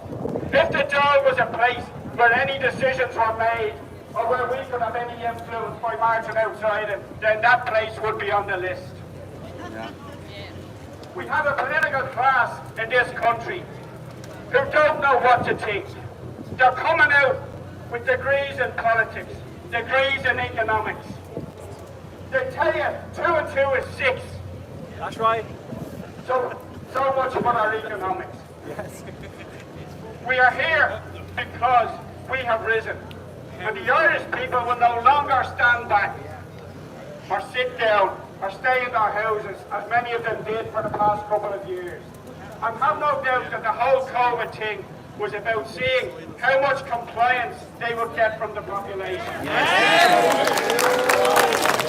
not to say that in a country that claims to have fought for its freedom for many years, fought against the penal laws, fought against the famine, fought against every attempt to colonise us in the past, that people just lay down and said, how long more so will I stay in this? Can I see me granny through the window in our nursing home? And people went with it. You know, it says something about the state of mind of people in this country. And it's up to us here today to get out there and convince our friends and our families that we're not the mad people. We're not the conspiracy theorists. They are the people who are bringing in this legislation. They are the ones who want to restrict our right to protest. They are the ones who want to restrict our right to think. And there will be nobody who will stop me thinking and saying what I want. And I'm sure I speak for everyone here today.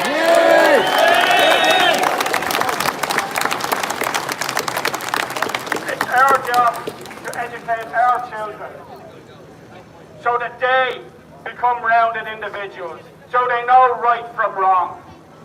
And again, I say, mention the penal laws. Are we now to go back into times when priests were hidden cubby holes beside fireplaces in big houses? Are we to go around with our heads bent, hiding on the stage, hiding when we're afraid to speak out? We must bring this message to every politician and aspiring politician in this country, that we will not stand for it, that we will defend our right to speak, that we will defend the right of every man, woman and child in this country to have an opinion which differs from that of the state, or of the EU, or of America. Whether that position is one on the current movement to World War III, whether it's on transgender, whether it's on migration or immigration, whether it's on housing or any of the other issues that affect this society. We have risen and we won't be going back into our box. And every time we come out there is an increase in numbers. The increase may be small, but it is growing. And we need to make this summer a summer of discontent for the political class. They need to realise that we are here, and we are here to stay. They can bring in whatever legislation they want. But they won't shut us up! They won't tell us what to do, or what to say, or where to go. That day is gone. Our day is here now.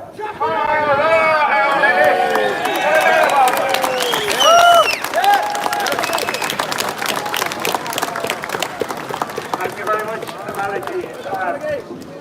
On that regard, there is another rally being held next Saturday. It's International Worldwide Freedom Rally, and that is beginning at the Garden of Remembrance at 11:45.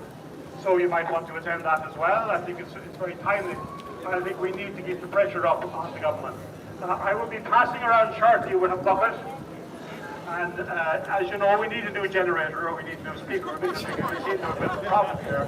So if you could contribute anything, that would be great. Our next speaker is Katrina O'Donoghue, who is an IFP member and candidate for West.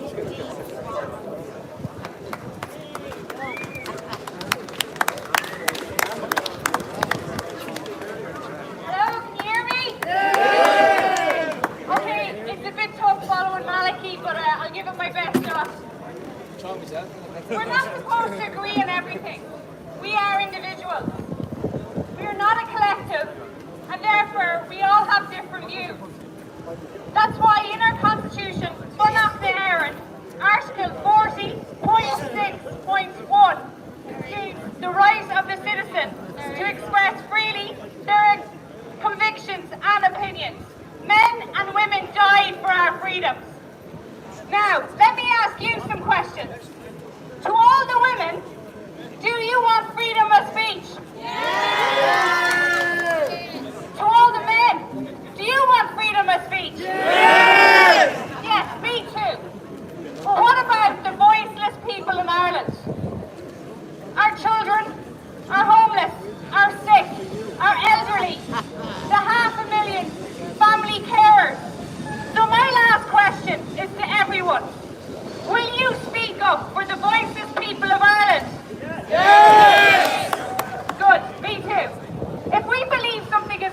we should speak up. This hate speech bill wants to suppress our freedom. This is what communism and fascism is all about. It is complete dictatorship. That's right. Our corrupt doll lies, makes lies sound true. Every decision they make is solely about money. They do not care about us. During the lockdown, they pretended they cared. They took control of our lives to keep Granny and Grandad safe. However, in the last 18 months, the government has allowed 20 nursing homes to close. They should be opening up 20 nursing homes. Yes. That's over 500 residents have lost their homes, 700 jobs, Irish and non-Irish, and the carers no longer get a respite now. And since 2017, 47 nursing homes have closed down. During the launch of this hate speech bill, the NGOs used the slogans, love, not hate. Cherish us all equally. The doll hates our carers, and they do not cherish our elderly. Why did the doll let so many nursing homes close? It's a simple reason. Arrogant. It's money.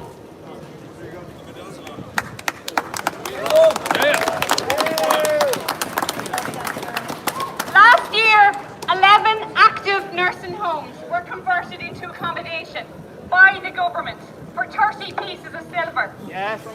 They sold their souls. Before the practice was banned last September, it got banned because it was elder abuse.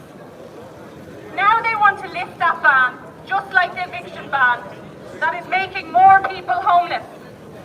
This shows the complete hypocrisy of our government. They hate our elderly, the people that worked all their lives for this country and paid taxes. We are all going to get old. This affects everyone in Ireland. In George Orwell's book, 1984, he warned us about totalitarianism. He said in his book, the moral to be drawn about this dangerous nightmare is a simple one. Don't let it happen. Yes. It depends on you. It depends on all of us.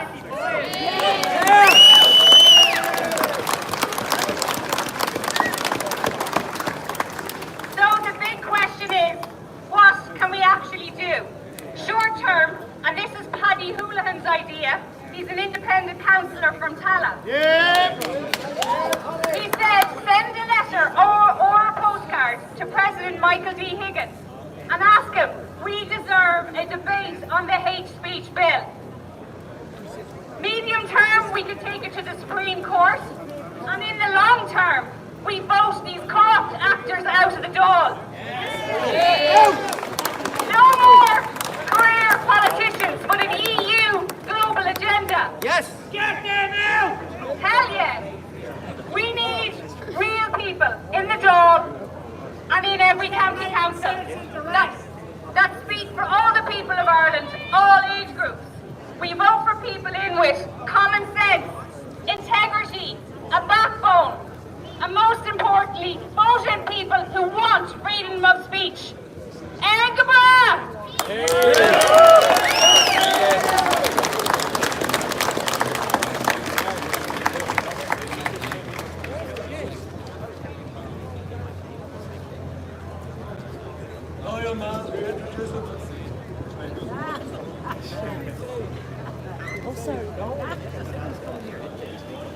Don't pull like an old soul, huh? Now the man who introduces himself very modestly as Pretty Paul. Give your hands together for Prophet Simon. Dublin West. Dublin West. Take my glasses off, I like to see my eyes, I like to see people. My name is Patriot, so I'm Dublin West candidate. And what I will say about this hate speech bill is, this has been coming a long time. They tried to silence us from doing vaccine marches. Then they told us we were anti-vaxxers. Then they told us we were anti-maskers. Now we're out doing the migration thing and they're telling us we're fascist, we're far right, we're racist. We are none of them things. We are concerned parents, concerned grandparents, and just concerned patriots in this country. I'm looking out through the crowd here now and I can see all my friends now that I know from a long time. And I have to hand it to them. The Battle of Pearse Street. Boy, Jesus, that went well, lads, didn't it? That's what we need in this country. And this government know now that we are ready to stand up. We are ready to fight. This is what we need to do. In every city, every town, anywhere they're putting this shit in, we need to get out and get our voices heard. People sitting at home now today, they're watching Liverpool or whatever, they have a handy life, they have the few quid in the bank, it's going to affect you too. This hate speech law is for everybody. The migration thing is going to affect you as well because when these people get thrown out of hotels, they're only a train ride away from where you live. And when they start putting tents in your area, that's when you wake up. We're here to tell you to wake up now.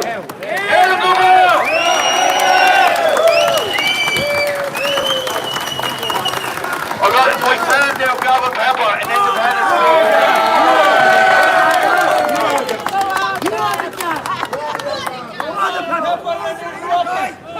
How is everybody? Well done, chicken.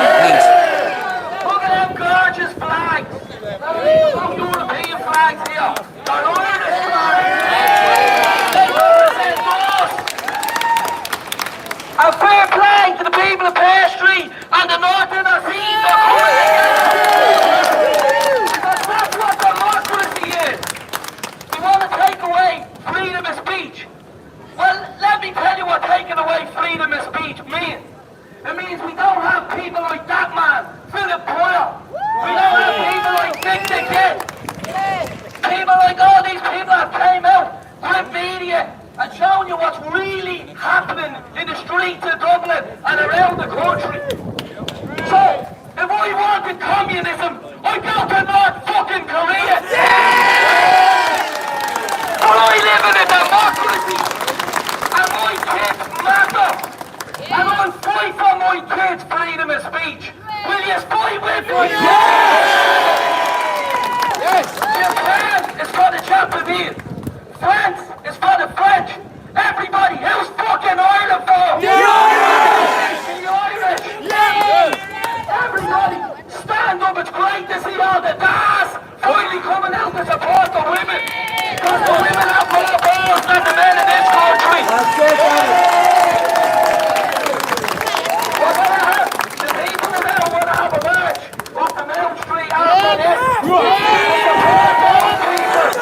so that's what we should be doing. And that's what this is about. We all need to fight this. This hate speech bill, everybody, is madness. It's a fight on their right to stand up. It's a fight on their right as people to express how we feel. I agree to some parts of it, but not all of it. And that's the important part. It needs to be scrapped. It belongs in the fucking fire. Right? So I'll leave you with that. Go on, Monaco. And here's one for you. This is an Irish people's one. Chucky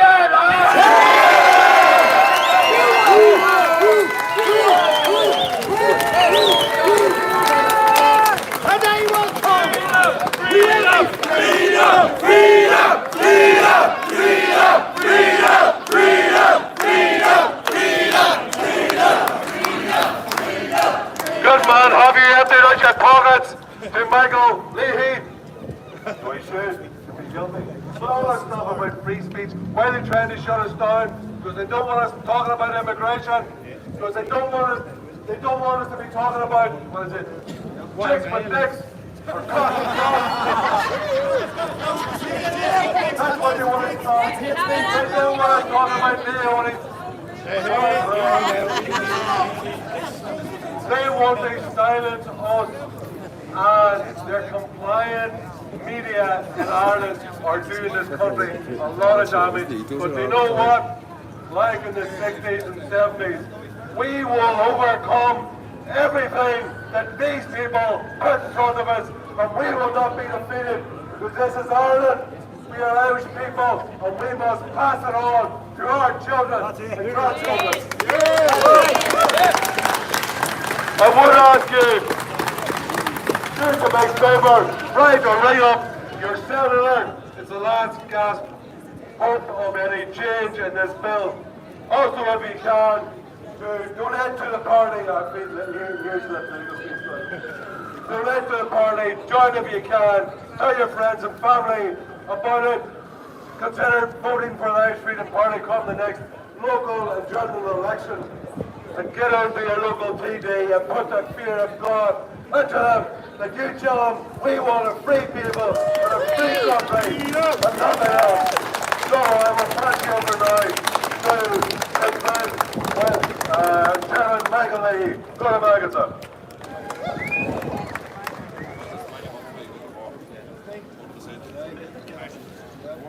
Thank you very much. I just want to repeat what Harold said. Across see opposite Storch Street, the Irish station. There's Ryan's Pub. See all the Ryan's Pub afterwards. Alright, Ryan's Pub there, opposite Storch Street. We're going to kill. This has been a wonderful evening today. Thank you very, very much. We go for one in going. Very, very generously to our speaker funds, and the next time hopefully we'll have a proper sound system. If anybody still wants to contribute to bucket this bill here, to take code away, and we need all the support we can get. It's important for people to come out on a regular basis. We can organise some of these events. There will be an event next week, 11:45, the Garden of Remembrance. That would be a good one to go to. I may go to it myself and see if I can get a speaking slot there. But we have to keep the pressure on our senators and on our TDs. It's with the Senate now. We have to stop this bill. If this bill is passed, that's the end of politics in this country, and we will not let that happen under any circumstances. We have to fight as Irish people always do, and that's what we're going to do. Thank you for coming. God save Ireland.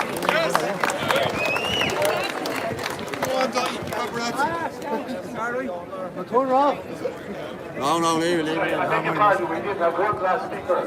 Sorry.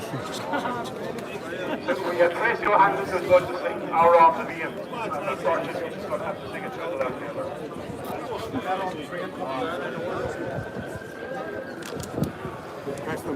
Hello everyone, I'm very proud to be here with these beautiful people today. I want to join in with the best song that has ever passed the lips of any Irish man or Irish woman.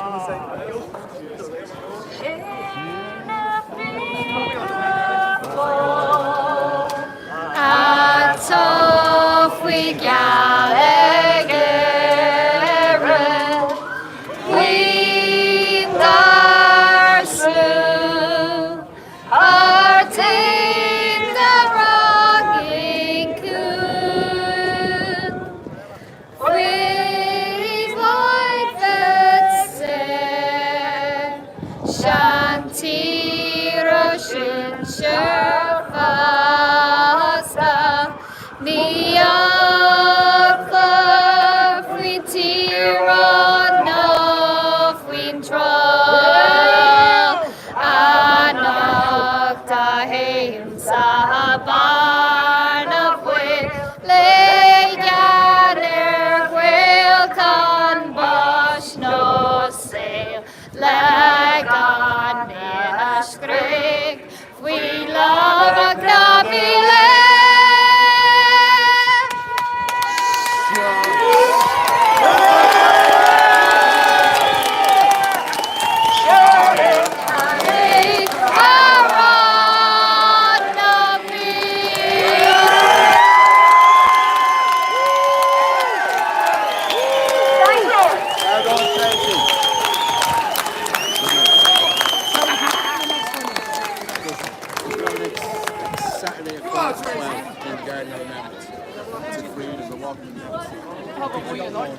Yeah, we're going to see on the social media. Man, now.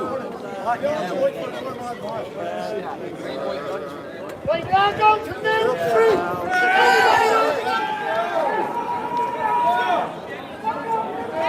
Do you want me to hold that for you? Are you going for a pint? Yeah. Where are you going? Ryan's. Are everyone going there? There he is. How you going, man? Good to see you here. Good Hi everybody, I hope you all enjoyed that today. I'm going to sign this off now.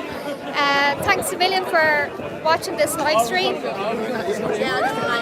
I'm being attacked here with wires. So yeah, I hope you all enjoyed that, and freedom for Ireland, free speech all the way. So goodbye and God bless.